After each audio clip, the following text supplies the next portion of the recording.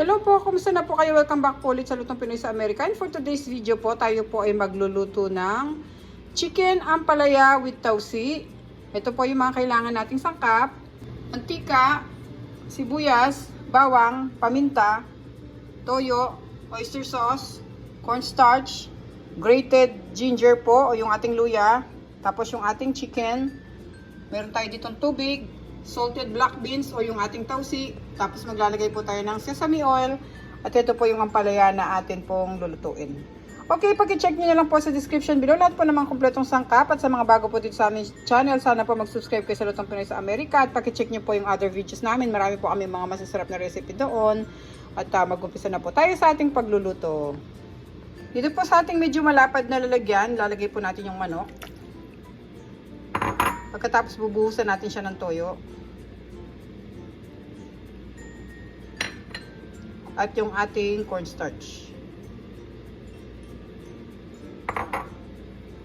Yan, haluin lang natin yan.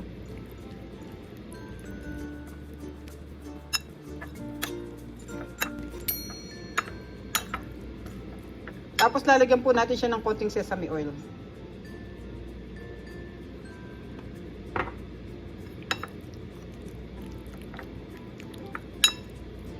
Para po itong ampalaya con carne, pero chicken po yung gagamitin natin, kaya ang tinawag ko na lang po is chicken ampalaya with tausi.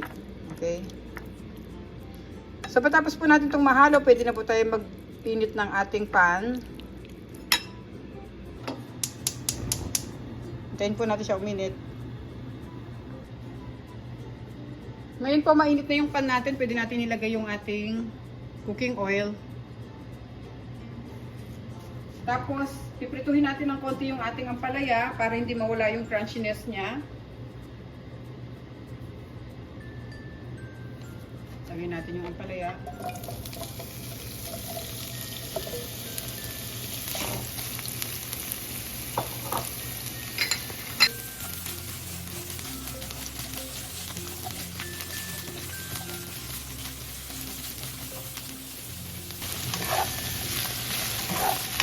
Ngayon, pwede na itong ampalaya natin. Pwede na natin silang tanggalin at ilagay natin sa malinis na paper towel para mawala yung excess oil.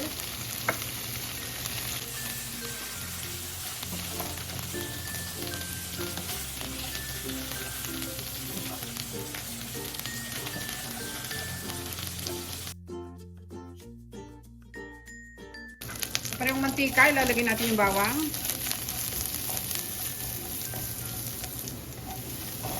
Tapos yung ating sibuyas.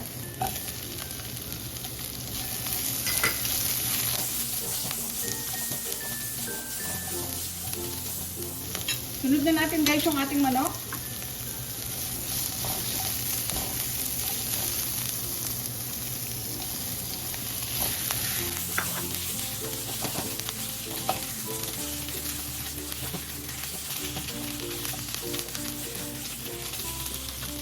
Tapos lagyan natin siya ng black brown pepper.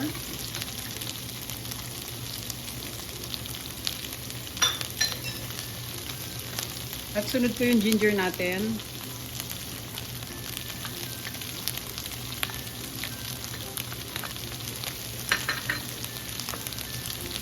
Mix natin ulit.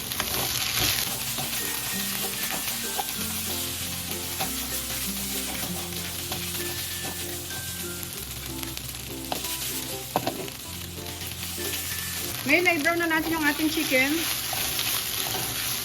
Pwede natin ilagay yung ating salted black beans. Pero tatanggalin nyo guys yung tubig nito kasi masyado itong maalat.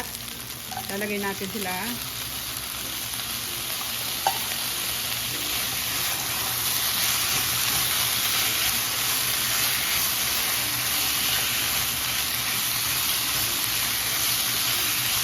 Ngayon, pwede na natin i-buhos yung ating tubig.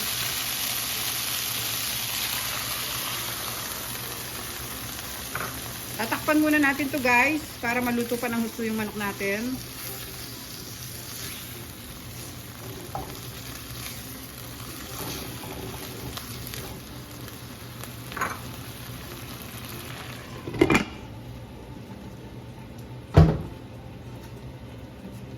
Lutuin natin siya ng mga 5 to 7 minutes.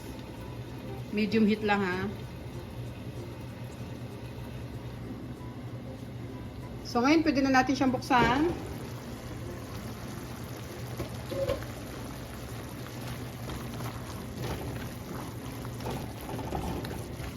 Yan. Pwede na natin ilagay yung ating oyster sauce.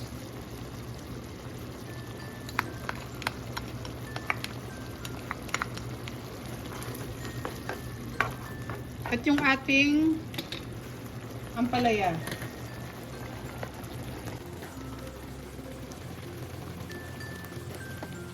Medyo lakasan na natin ng konti yung apoy natin.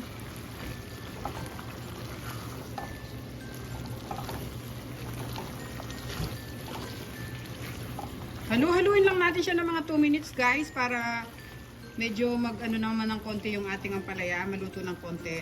Pero naprito na natin to kanina kaya okay lang kahit mga 2 minutes lang.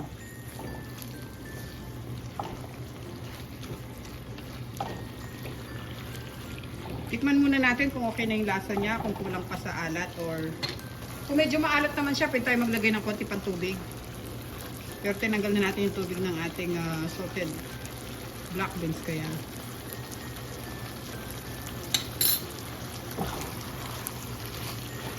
Yeah, okay na sa akin yung lasa niya. Pero nasa sa inyo kung gusto niyo pa maglagay ng konting asin or kung naaalatan kayo, pwede kayo maglagay ng konting tubig.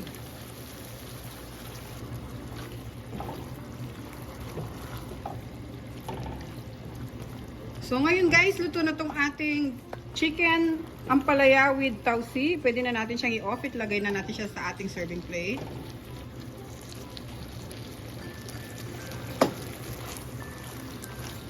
Yan.